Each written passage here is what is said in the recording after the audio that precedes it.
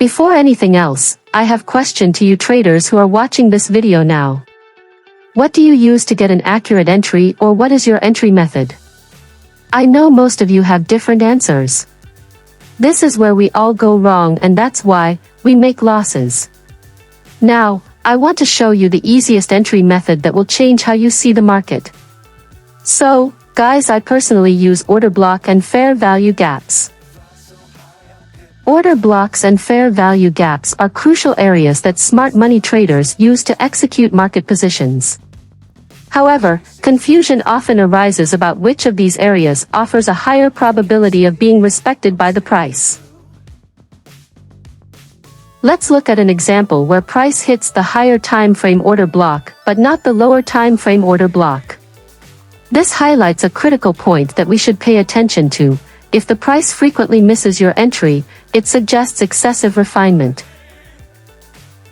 In our example here, the price was in a downtrend until it reversed direction, pushed higher, and after taking out the inducement level, created a change of character by breaking and closing above a significant high, forming a change of character. This change in character indicates an upcoming bullish trend, prompting us to open a long position. But where should we enter a buy order on this chart? Before anything else, start by identifying the discount zone, which includes higher and lower time frame order blocks in it. If you wanted to enter the trade taking buy orders, based on the higher time frames order block, you could place a buy limit order at the highest point of this higher time frame order block, using the lowest point as your stop loss. This method allows market entry, and the price is likely to move upward after activating your buy limit order. However, this approach often results in a large stop loss and a low reward to risk ratio, exposing you to higher potential losses if the trade goes against you. For a tighter stop loss and a higher reward to risk ratio, you need to refine your entry area. Traders often focus on the extreme lower time frame order block at the bottom, as seen in many analyses.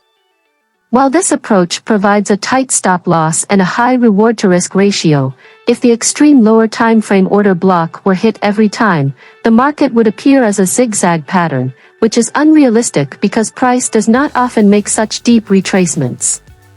So what can you do to avoid this? Many times, order blocks are not respected, but fair value gaps often are, especially on lower time frames. For you to understand this better, let me demonstrate this.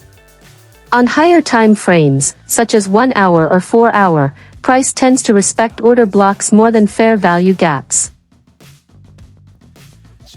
Conversely, on lower time frames, price is more likely to respect fair value gaps over order blocks located at the extremes. When you see a structure like this in a lower time frame, for example, such as a 15-minute or 5-minute chart, price is more likely to respect fair value gaps formed below or above the order blocks and reverse from them before mitigating the lower time frame's order block. Using lower time frame fair value gaps to know entries can be very effective, and using fair value gaps to set up entries often results in a higher hit rate compared to extreme order blocks.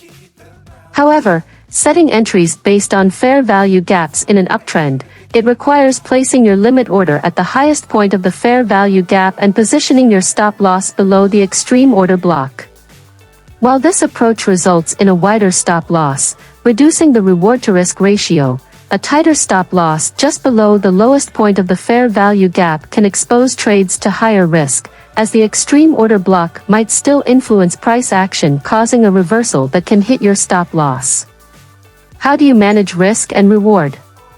As mentioned, on higher time frames, focusing on order blocks for entries is more common, but this approach on lower time frames may cause traders to miss many trading opportunities. As well, there is scenarios where price does not respect either order blocks or fair value gaps. What could be the reason behind this? For instance, you found a very good setup which is also promising to enter the market. After all your rules are met, or maybe waiting for your pending order to be activated, which you placed on your fair value gap or order block you had identified. With expectations you will make money, but boom! The unexpected happens and the market goes against you, leaving your pending orders behind, and finally, you miss the trade. Why does the market behave like this? If price continues in its primary direction without activating pending orders at the fair value gap or order block, it likely the market creates a significant inefficiency, causing a pause to fill liquidity voids. The price then aligns with its dominant direction, absorbing momentum from traders' orders and moving without triggering limit orders at the order blocks and fair value gaps. Let's have practical example.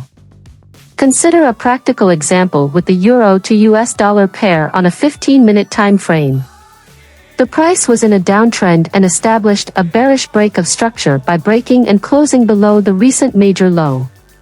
There is an order block at the extreme and a fair value gap just beneath it. We can use these areas as our entry points. As the price retraces towards our highlighted levels of order block and fair value gap, then we see price change direction before it hits our order block and fair value gap levels.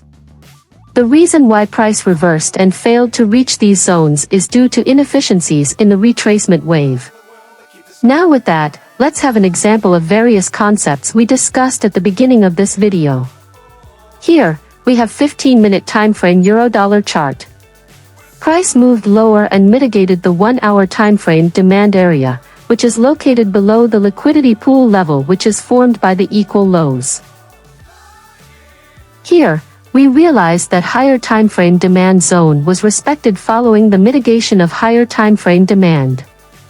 The price rose, and after taking out the inducement level, it broke out and closed above the recent major high, therefore, creating a valid change of character. Conclusion.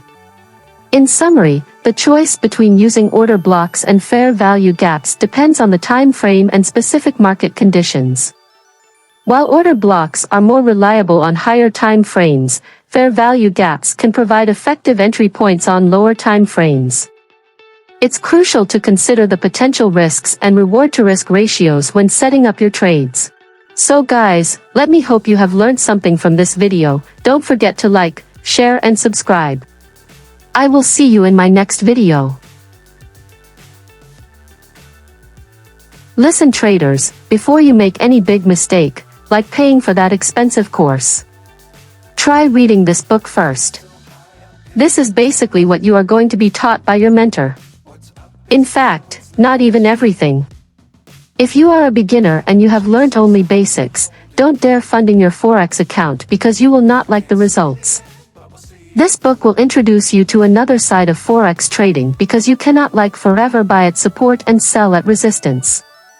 This book comprises of everything you need to know about smart money concepts and price action, and everything is explained simply.